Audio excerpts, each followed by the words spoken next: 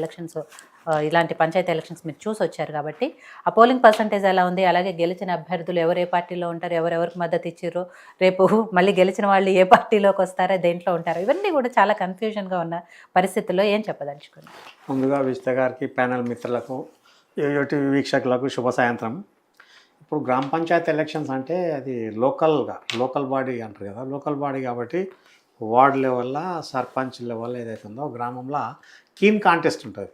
అక్కడ ఏదైతే neck to neck ఉంటారు, కరడు కట్టిన పార్టీ కార్యకర్తలు కొందరు ఉంటారు, న్యూట్రల్ కొందరు ఉంటారు, పోన్లే అని కొందరు ఉంటారు. ఇక్కడ ఏదైతే ఉందో మన దగ్గర జనాభా ఎట్లయితుందో విజిత గారు, మేము 1980లో జాయిన్ అయినప్పటి జనాభాకు ఇక్కడికో డబుల్ అయిపోయింది. ఇప్పుడు యువజన జనాభా ప్రపంచంలో అత్యంత జనాభా ఉన్నది భారతదేశం ఒకటే. హయ్యెస్ట్ యూత్ రేట్ ఉన్నది. ఇప్పుడు చైనా అయినా అందరూ అనిపోయినాయి. మనకు ప్రతి 100కు 65 మంది యువకులు ఉన్నారు. ఇప్పుడు ఊర్లలో ఏమైంది, అన్ఎంప్లాయ్మెంట్ ఒకటి, తర్వాత ఇప్పుడు పేరెంట్స్ పెంపకం కూడా ఒకటి, వాళ్ళకు వ్యాపకాలు లేకపోవడం ఒకటి, ఇవన్నిటితో ఏంటంటే ఏదో ఒక వ్యాపకం పెట్టుకోవాలన్న దేశంలో పొలిటికల్గా వాళ్ళు ఏదో ఒకటి ఉన్నది. దాని మీద ఇప్పుడు ఈ సోషల్ మీడియా వచ్చినాక ఏదైతే ఉందో వాడు బాత్రూంలో ఉన్నా సరే, బంగ్లాదేశ్లో ఉన్నా సరే, బర్మాలు ఉన్నా సరే, ఏం జరుగుతుంది అన్నది నెక్ టు నెక్ ఏదైతే ఉందో సెకండ్ టు సెకండ్ స్పాట్లో వాళ్ళకు డేటా వస్తున్నది. యాక్టివేషన్ ఏదైతే ఉందో సోషల్ మీడియాతోనే చాలా భయంకరమైన ఇన్ఫర్మేషను క్షణాల మీద చేరిపోయే స్థాయికి వచ్చింది. ఇప్పుడు మేము మా అప్పటికిప్పటికీ గ్రామాలల్లో కులాల ప్రాతిపదిక తగ్గిపోయింది. అప్పుడు దొర అంటే వాళ్ళు అయ్యా పోయి అబ్బా పోయి ఆఖరికి వస్తే అయ్యా పోయి ఆఖరికి వస్తే వరుసల కాడికి వచ్చేసింది. ఇప్పుడు రెడ్డిలు, రావులు కానీ, వెల్మాలు కానీ, దళితులు కానీ, లంబడలు కానీ, అన్న, బావ, అక్క, తమ్మ వీడికి వచ్చేసింది. ఇప్పుడు క్యాస్టిజం అన్నది పక్క పెట్టిరు. ప్రతి ఒక్కళ్ళు కూడా ఈ జనరేషన్ గ్యాప్ తెలంగాణలో మొదటి నుంచి కూడా ఉంది సార్. నేను కూడా ఆల్మోస్ట్ వాళ్ళ దగ్గర ఒక 50 ఏళ్ళని చూస్తున్నా. ఇంటి పక్క ఉన్నా, ఇంటి ఎదురుగున్నా, ఎక్కడున్నా కాకామామ చాచా అది కామన్ ఏంది అర్బన్ ఏరియాలో ఉండే. ఇప్పుడు గ్రామ పంచాయతీలో కూడా మొత్తం ఇప్పుడు చాలా మంది అగ్రవర్ణాలలో ఆర్థికంగా ఉన్న వాళ్ళు అంతా మైగ్రేట్ అయిపోరు. ఇప్పుడు తాలూకా లెవెల్, జిల్లా level, Hyderabad level, America level దాకా కూడా పోగలిగారు. ఇక్కడ వార్డు మెంబర్ కాడ దాదాపు మనకి ఎన్ని వార్డులు యునానిమస్ వచ్చినాయి అంటే 3 విడతలు కలిపి అయితే యునానిమస్ ఈ విడతలనే వార్డ్ మెంబర్లు అంటారు. వార్డు మెంబర్లు 9,331 వార్డు మెంబర్లు యునానిమస్ వచ్చేసారు ఈ విడతలు ఫేజ్ 1లోనే. వాళ్ళు ఎంత దాదాపు 27,000 చిల్లర ఉన్నాయి కదా. అటువంటి 37,562 పోలింగ్ స్టేషన్లు పెట్టారు.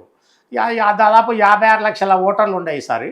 దాని ప్రకారం టోటల్ వార్డు మెంబర్స్ 27,628, 9,331 యునానిమస్ అయిపోయారు.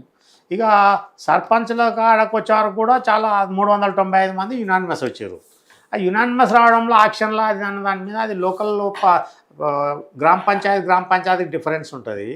అది జనాభా తక్కువ ఉన్న కాడ యునానిమస్ అయ్యే ఛాన్సెస్ ఎక్కువ ఉంటాయి, కాంపిటీషన్ తక్కువ ఉంటుంది. వాళ్ళు ఏదైతే కాంప్రమైజ్ చేసే 3 ఎక్కువ ఉంటుంది. జనాభా ఎక్కువ ఉన్న కాడ అది అసాధ్యమైన పని. అవి డబ్బులు పెడతానా ఏది పెడతానా, ఓటర్ స్ట్రెంత్ ఎక్కువ ఉన్న దగ్గర హైలీ ఇంపాసిబుల్ అంటారు. ఇవన్నీ చిన్న చిన్న గ్రామాలు 500, 300, 400 బిలో 1000 ఓట్స్ ఉన్న దగ్గర ఈ 395 గ్రామ పంచాయతీలు వచ్చే ఆస్కారం ఉంటుంది.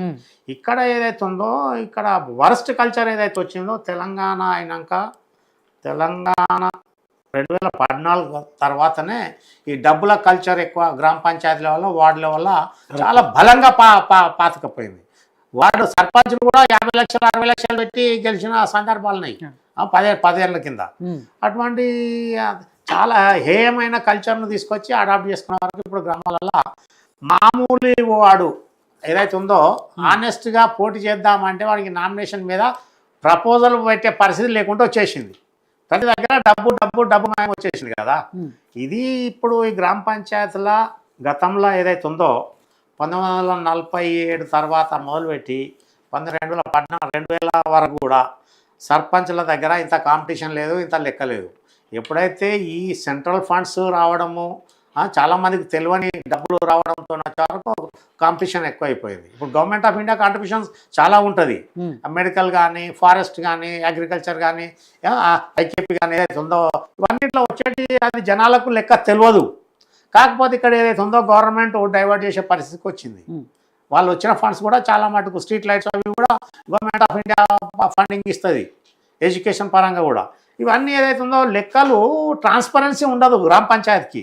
ఇక్కడ హెడ్ ఆఫ్ ది స్టేట్ ఏదో స్టేట్ గవర్నమెంట్ నుంచి, పంచాయతీరాజ్ డిపార్ట్మెంట్ నుంచి, డిస్ట్రిక్ట్ డిపిఓ నుంచి, డిఎల్పిఓ నుంచి ఇక్కడ గ్రామానికి వచ్చే వరకు ఇంత వస్తుంది ఇంత అన్నది ఎక్కడ కూడా ట్రాన్స్పరెన్సీ లేదు, ఫస్ట్ డిస్క్లోజర్ లేదు. వాళ్ళు ఒకటి ఏదైతే ఉందో ఆ బాజాప్తా ఏదైతే ఉందో డాష్ బోర్డ్ లాగా పెట్టేసి ఏ సంవత్సరంలో కానీ ఎంత ఫండ్ వచ్చింది అన్నది అది డిస్ప్లే చేస్తే వాళ్ళకు తెలుస్తుంది ఎంత వచ్చింది ఎంత పోయింది ఏం వాడిరు అన్నది. అది లేకపోయే వరకు ఇప్పుడు కల్చర్ ఏదైతే ఉందో యూత్ కూడా ఇప్పుడు యూత్ రావడం తప్పలేదు. పాలిటిక్స్లో యూత్ రావాలి కదా, యూత్ రాకపోతే ఇంకెవరు వస్తారు? ఈ ముసలిళ్ళకి పర్మనెంట్ కాదు కదా, ఇది సమాధిలో పోయినా మళ్ళీ పరిపాలనకు వచ్చే సమస్య ఉంటుంది కదా. ఒక తరం పోతుంటే ఒక తరం వస్తుంటుంది, పాత నీళ్ళు పోతుంటే కొత్త నీళ్ళు వస్తుంటాయి, ఖచ్చితంగా రావాల్సిందే. వచ్చిన దాంట్లో వాళ్ళ కల్చర్ మాత్రం పూర్తిగా పొల్యూట్ చేసి పడేసారు. ఈ రీజనల్ పార్టీ కానీ ఇప్పుడు ఏదైతే ఉందో లోకల్ కాంగ్రెస్ కానీ వీళ్ళందరూ కూడా ఇప్పుడు బీజేపీ వాళ్ళు ఏంటంటే ఇక వాళ్ళు పైసలు ఇచ్చే వాళ్ళు కార్యక్రమం పెట్టుకోలే. ఇక వీళ్ళు ఏంటంటే కాంగ్రెస్ తట్టుకోవాలంటే అవతలని కొట్టాలంటే ఇవతలోని ఖర్చు పెట్టాల్సిందే కదా. ఈ రకంగా డబ్బు ప్రమేయం లేకుండా చేద్దామంటే అది చెయ్యి దాటిపోయింది. ఇక ఫండ్స్ కాడికి వచ్చే వరకు గ్రామ పంచాయతీకి ఏంది అన్న దాని మీద సెల్ఫ్ సస్టైనబిలిటీ ఇక్కడ ఏంటంటే రాష్ట్ర ప్రభుత్వం మొత్తం హైజాక్ చేసి పడేసింది. ఇంటి పన్ను గర్పట్టి వసూలు చేద్దామంటే వసూలు చేయనియ్యది. ఇప్పుడు ఇంతకుముందు ఏదైతే ఉందో ల్యాండ్ రెవెన్యూ వసూలు అయినప్పుడు దాంట్లో 25% లోకల్ సెస్ ఏదైతే ఉందో గ్రామ పంచాయతీకి పోతుంది. ఇప్పుడు రిజిస్ట్రేషన్ శాఖలో కూడా ఏం జరుగుతుందో పాపం వాళ్ళకి తెలియదు. ఇప్పుడు ₹1 కోటి ఒక గ్రామ పంచాయతీ లెవెల్లో రిజిస్ట్రేషన్ అయితే 25% వాళ్ళకు పోవాలి, ఇది లోకల్ బాడీస్కు. అది ఎక్కడ ఇస్తున్నారు? ఇదంతా మొత్తం వీళ్ళు ఇవన్నీ లెక్కలు తీస్తే చాలా బొక్కలుగుతాయి రూలింగ్ పార్టీ ఎవరే కానీ. అటువంటివన్నీ ఇవన్నీ వేసారు, నీటి తీరువా లేకుండా చేసిరు, గర్పట్టి లేకుండా చేసిరు. ఇంతకుముందు బంజారు తోటి ఉండలే, పశువులు అనేవి లేకుండా పోయినాయి, పెనాల్టీ వసూలు చేసేది. అవన్నీ వాటర్ సెస్, ఇప్పుడు వాటర్ బిల్ ఉన్నది, వాటర్ బిల్ కలెక్ట్ చేస్తే నష్టం ఏముంది? చేయనియరు. ఇవన్నీ ఇటువంటి వాళ్లకు సహజ వనరులను మొత్తం తొక్కిపెట్టేసారు, జీరో చేసి పెట్టేశారు. ఇప్పుడు దాంతో ఏదన్నా గవర్నమెంట్ వాళ్ళు పరాన్న జీవులు అయిపోయినట్టు, స్టేట్ గవర్నమెంట్ ఇస్తేనే లేకపోతే సెంట్రల్ గవర్నమెంట్ ఇస్తేనే వాళ్ళకు ఫండ్స్ దిక్కు దివానం. ఇప్పుడు గత 14 ఏళ్ళల్లో 12 ఏళ్ళల్లో ఏం జరిగిందంటే 9 ఏళ్ళ 6 నెలలు 2 టర్మ్స్లో వాళ్ళకు గ్రామ పంచాయతీకు పంచాయతీ డిపార్ట్మెంట్ బడ్జెట్ ఎంత, పనులు ఏం టేకప్ చేయాలి, ఎంత మటుకు పర్మిషన్లు ఇవ్వాలి అన్నది లేకుండా పోయింది. ఏ కరో అనే వారికి ఏంటంటే వాళ్ళ స్థాయికి మించి పనులు చేసుకొచ్చారు. అక్కడ బడ్జెట్ కంటే ఎక్కువ పనులు చేయడం జరిగింది. ఇక్కడ పేమెంట్ చేస్తామంటే గవర్నమెంట్ దగ్గర ఖజానా ఖాళీ అయిపోయింది. అట్లా డబ్బులు ఇవ్వలేని పరిస్థితులు ఏముంటుంది? పనులంతా సర్పంచ్ వాళ్ళు చేస్తారు. వాళ్ళు చేస్తారు కాబట్టి ఏంటంటే అఖండ భారతదేశంలో రాజ్యాంగబద్ధంగా అదే నాన్ అఫీషియల్కు చెక్ పవర్ ఉన్న ఒక సర్పంచ్కే. ఇంతకుముందు ఎవరికి లేదు. ప్రెసిడెంట్ ఆఫ్ ఇండియా నుంచి మొదలు పెడితే సర్పంచ్ వార్డు మెంబర్ దాకా లెక్క పెడితే చెక్ పవర్ ఒక సర్పంచ్కే ఉంది.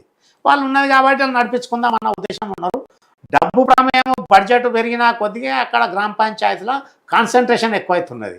ఇది అంటున్నా అన్నది ఎవరు కానీ ఆనెస్ట్గా చేద్దాము, గ్రామాన్ని బాగు చేద్దాము అన్నది అది లేదు. ఇక ఇక్కడ పోతే కాంగ్రెస్ పరంగా వాళ్ళకి ఏది 1344 వాళ్ళ దాకా వచ్చినాయంటే జనరల్గా 99% రూలింగ్ పార్టీగా మొగ్గు చూపుతారు. వీళ్ళకున్న 650, 644, 650, 700 వచ్చినా కూడా మళ్ళీ రేపు జంపు జలానిలే ఉంటారు, మొత్తం జంప్ అవుతారు. ఎందుకంటే రేపు లోకల్ బాడీ ఎమ్మెల్సీ ఎలక్షన్ కానీ, మండల్ కమిటీస్ కానీ, జిల్లా లెవెల్లో కానీ సర్పంచ్ల కీలక పాత్ర ఉంటుంది కాబట్టి వీళ్ళకి మెజార్టీ కంపల్సరీ. ఇప్పుడు ఎమ్మెల్సీలో సర్పంచ్ల ఓటింగ్ ఉంటుంది కదా, వాళ్ళకి లోకల్ బాడీ వాళ్ళు కాబట్టి వీళ్ళది లోకల్ బాడీ ఎమ్మెల్సీ కోటాలో సర్పంచ్ల ప్రమేయం ఉంటుంది కాబట్టి వీళ్ళు సమకూరుస్తారు. అట్లా వారికి ఏంటంటే ఇంకా వీళ్ళు ఏమున్నా అదొకటి, అది వ్యక్తి పార్టీ పరంగా. ఎమ్మెల్సీ ఎలక్షన్లా ఎమ్మెల్సీ ఎలక్షన్లు ఉండదా? ఓన్లీ ఎమ్మెల్సీలా? అది మళ్ళీ ఎంపీటీసీ ఎంపీటీసీకి ఉంటుంది కదా ఓటు, ఎంపీటీసీగా ఓటు ఎంపీటీసీకి ఉంటుంది. ఎంపీటీసీకి ఉంటుండొచ్చు. తర్వాత వీళ్ళు సర్పంచ్లు కదా, మండల కమిటీలలో వీళ్ళు కూడా ఉంటారు కదా. సర్పంచ్ ప్రభావంతో ఎంపీటీసీ గెలుస్తారు. ఎంపీటీసీ లోకల్ ఉంటుంది. ఇక్కడ ఎన్టీ రామారావు ఏం చేసాడు? అసలు గతంలో ఉన్న ఎంపీ సర్పంచ్ మటుకే సరిపోతుంది. మండలి ఏదైతే ఉందో మండల పరిషత్ టెరిటోరియల్ కాన్స్టిట్యున్సీ అని ఎంపీటీసీ పెట్టి, జిల్లా పరిషత్ టెరిటోరియల్ కాన్స్టిట్యున్సీ జెడ్పీటీసీ పెట్టి వీళ్ళు పని ఏదైతే ఉందో ఖాళీ లోకల్ బాడీ ఎలక్షన్లో వాళ్ళ ప్రమేయం ఉంటుంది. వాళ్ళ కోసం సర్పంచ్లో పెట్టాల్సింది కదా. అది తీసుకొచ్చి ఎన్టీ రామారావు వచ్చినప్పుడు పంచాయతీ రాజ్లో 87 తర్వాత ఈ సిస్టమ్ తీసుకొచ్చారు. ఇది ఎక్కడ జనరల్గా మొత్తం ఆల్ ఓవర్ ఇండియాలో ఇక్కడ లేదు. ఈ సిస్టమ్తో వరకు ఇప్పుడు మళ్ళీ ఇక్కడ ఏమవుతుంది? ఎంపీటీసీ సర్పంచ్ ఒక విలేజ్లో అంటే కొంత కాన్స్టిట్యున్సీ 2-3 గ్రామాలలో ఎంపీటీసీ ప్రభావం ఉంటుంది, మొత్తం మండల జెడ్పీటీసీ, మళ్ళీ అటు మండల ప్రెసిడెంట్, ఇటు ఎమ్మెల్యే, అటు ఎమ్మెల్సీ, ఇన్ని రకాల అనాధికార ఏదైతే పవర్ ఉన్న శాసన ఉంటారు కదా, ఆ పబ్లిక్ రిప్రజెంటేటివ్స్ ఇన్వాల్వ్మెంట్ వచ్చే వరకు ఇది మెస్ అయిపోతున్నది. జనాలు తక్కువ ఇప్పుడు ఉంది, వీళ్ళ ఇన్వాల్వ్మెంట్ ఎక్కువైపోతుంది, ప్రతి దగ్గర కీన్ కాన్సన్ట్రేషన్ ఉంటుంది, అందుకోసం ఉంటుంది. ఇక్కడ వీళ్ళు వచ్చినంత మాత్రాన వీళ్ళకు ఉండొచ్చు, అది కామన్ అయిపోయింది. ఇప్పుడు జంపింగ్ ఇదే ఇలా ఎన్ని చెప్పినా కానీ ఎవరి పోవాలా కనిపేది. బీఆర్ఎస్ రాగానే ఫేజ్ 1లోనే కాంగ్రెస్లకి వెళ్ళి గుంజిరి. అంతకుముందు ఆయన ఏమన్నాడు, ఇంత రాజకీయ వ్యభిచారం అని కేసీఆర్ మాట్లాడిన సందర్భం ఏమో ఉన్నది. కాంగ్రెస్లకి వెళ్ళి గుంజే, టీడీపీలకి వెళ్ళి గుంజే, ఇవన్నీ ఏమవుతుందో ఇంకా ప్రెసిడెంట్ అయిపోయినాయి కదా. వీళ్ళది ఇంకా నువ్వు నాకు చెప్తాను, నాకంటే మొదలు నువ్వేంటి అన్నది ఉంటుంది. ఇది ఏదైతుందో ఈ ఎలక్షన్స్లో ఖచ్చితంగా ఇప్పుడు కాంగ్రెస్ వీళ్ళకు అడ్వాంటేజ్ ఏంటంటే వాళ్ళకి బిల్లులు రావాలంటే వీళ్ళకు జై కొట్టాలి, అదొకటి. ఇక్కడ కూడా ఇకనన్నా వీళ్ళు పద్ధతి మార్చుకుంటారా అంటే లేదు. రాను రాను రాజుగారు గుర్రం గాడిదైనట్టు మనిషి పోయి అడవి మనిషి అయ్యే పరిస్థితికి రాజకీయ వ్యవస్థ మొత్తం కుళ్ళు పట్టిపోయింది. ప్రజలు కూడా పట్టించుకునే పాపాన పోతలేరు. ఇక్కడ ఏమి చేద్దాము, ఎట్లా చేద్దాము అన్నది ప్లానింగ్ అన్నది లేకుండా పోయి మొత్తము ఇక్కడ 3 డిపార్ట్మెంట్లను మొత్తం భ్రష్ పట్టించారు. పోలీస్ డిపార్ట్మెంటు, రెవెన్యూ డిపార్ట్మెంటు, తర్వాత పంచాయతీరాజ్ డిపార్ట్మెంట్. ఈ 3 మేజర్ డిపార్ట్మెంట్లలో ఈ రాజకీయ నాయకులది ప్రమేయం ఎక్కువైపోయి మొత్తం వ్యవస్థ అడ్మినిస్ట్రేషన్ గాడి తప్పిపోయింది. ఇక్కడ ఏమైపోయింది, బ్యూరోక్రసీ, ఈ ట్రయాంగులర్ ఏదైతే ఉందో లెజిస్లేచరు, జ్యుడిషియరీ, ఎగ్జిక్యూటివ్ అథారిటీ ఏమైంది, పర్పెట్లు అయిపోయారు. ఎందుకంటే ఐఏఎస్ కానీ చీఫ్ సెక్రటరీ కానీ నాకు ఎవడు ఫేవర్గా ఉంటే వాడిని పెట్టుకుందామన్న కాడికి వచ్చే వరకు అడ్మినిస్ట్రేషన్ ఏముంది అని చెప్పింది చేయాలి. ఇప్పుడు చూస్తాం మనం ఎవరోను మన రాజశేఖర రెడ్డి పీరియడ్లో ఎర్ర శ్రీలక్ష్మి, వై శ్రీలక్ష్మి కానీ, రాజగోపాల్ కానీ, బిపి ఆచార్య కానీ, ఎంతమంది వీళ్ళంతా వంది మాగదులు పాటలు వాళ్ళకు అంతా పాట పాడి చేసిరు కదా. మొట్టమొదటి నుంచి 1977 కాల చెన్నారెడ్డి పీరియడ్ మొదలు పెడితే మొత్తము బ్యూరోక్రసీ డౌన్ఫాల్ అయిపోయి వాళ్ళ పాదాల కాడికి తెచ్చుకునే పరిస్థితికి వచ్చారు. అట్లా చేయంగా ఇక ఏది వచ్చినా, సర్పంచ్ వచ్చినా ఏదొచ్చినా ప్రజలు దండం పెట్టి అందుకోసం వాళ్ళు ఏం అలవాటు పడరు. వీడు ఏమి ఇస్తాడో, ఏం చేస్తాడో సత్యవాడు, ఇప్పుడు పైసలు ఏమి ఇస్తాడు నాకు గెలిచిన తర్వాత ఏమి ఇస్తాడు అనేది పక్కన పెడితే ఇప్పుడు ఏమి ఇస్తావు, ఇప్పుడు నువ్వు ఎందుకంటే నీకు దోసుకోవడానికి లైసెన్స్ ఇస్తున్నాము, ఇప్పుడు మాకేం కప్పం కడతావు. అట్లా వచ్చింది. అట్లా వచ్చే వరకు పాపం ఏదైతే ఉందో వీళ్ళున్న కాంగ్రెస్ 3 ఏళ్ళ అధికారం ఉంటుంది కాబట్టి 3 ఏళ్ళ దాకా వీళ్ళు మళ్ళీ ఇటు జంప్ అయితేనే వాళ్ళకి పైసలు వస్తాయి, పెట్టుబడి పెట్టరు. ఇంకొకటి సూసైడ్ చేయడం అన్న దాని మీద వీళ్ళు మొదలు ఎడ్యుకేట్ చేయాలి, డిపార్ట్మెంట్ కానీ గవర్నమెంట్ కానీ చేయాలి. అది చేసేది వాళ్ళు అంత పరిస్థితి లేకుండా చేసుకొస్తున్నారు. మొత్తానికి ఎన్ని అడ్డంకులు వచ్చినా ఒక ఎలక్షన్స్ అయితే ఒక స్ట్రాటజీ ఒక లెవెల్కి వచ్చేసి ఫేజ్ 1 అయిపోయింది, మిగతా కూడా అవుతుంది. ఇక మనం రాను అన్ని రాజుగారు గుర్రాలు గాడి అయినట్టు చూస్తుంటాం. అయితే మేము నాది ఇక్కడనే స్కూల్ ఎడ్యుకేషన్ 8th క్లాస్ చదువుకున్నప్పుడు మాకు పాపం ఎక్కడో చచ్చిపోయిన ఆయన రామచంద్రరావు గారు అని సోషల్ స్టడీస్ టీచర్ ఉండే. అరే పురాణంలో మీరు పెద్దగా అయినాక ఏం చేయాలంటే ఎవరి మీద పగ తీసుకోవాలంటే ఊర్లల్లో 2 చేయాలా. ఒకటి వాని మీద దుష్మన్ ఎంత ఉండదో వాడిని ఎలక్షన్లో నిలబెట్టాలి. రెండోది ఊర్లో రేషన్ షాప్ ఇప్పియాలరా. ఉన్నోడు లేనోడు బికార్ కాడ మీద ప్రతి ఒక్కటి తిడతాడు అన్నాడు. సచ్చినా కానీ మాకు ఇప్పటికీ అప్పు ఉండదు. అది పరిస్థితి ఇప్పుడు. శివకుమార్ గారు, సరే ఏదైనా కూడా మెజార్టీ స్థానాలు మీరే గెలుచుకున్నా, రేపు ఇంకో పార్టీలో వాళ్ళు గెలిచినా మళ్ళీ మీ పార్టీలోకి వచ్చినా ఏదైనా కూడా కాంగ్రెస్ పార్టీకి సంబంధించిన సర్పంచ్లు ఎక్కువగా ఉంటారు అనేది మాత్రం క్లియర్ కట్గా అర్థమైపోతుంది. కాబట్టి అంతవరకు బాగానే ఉంది. కానీ ఏదైతే ప్రేమ్ గాంధీ గారు అన్నట్టు అన్ని చోట్ల నిధులు ఇస్తాం అని చెప్పారు, అవి ఎంతవరకు ఇస్తాం, రేపు గ్రామాల అభివృద్ధి ఎంతవరకు జరుగుతుందని. ఎందుకంటే డెఫినెట్గా రేపు గెలిపించుకున్న తర్వాత వీళ్ళందరూ అడుగుతారు కదా. ఒకటేమంటే గత 10 సంవత్సరాలలో ఏదైతే తప్పిదాలు జరిగినాయో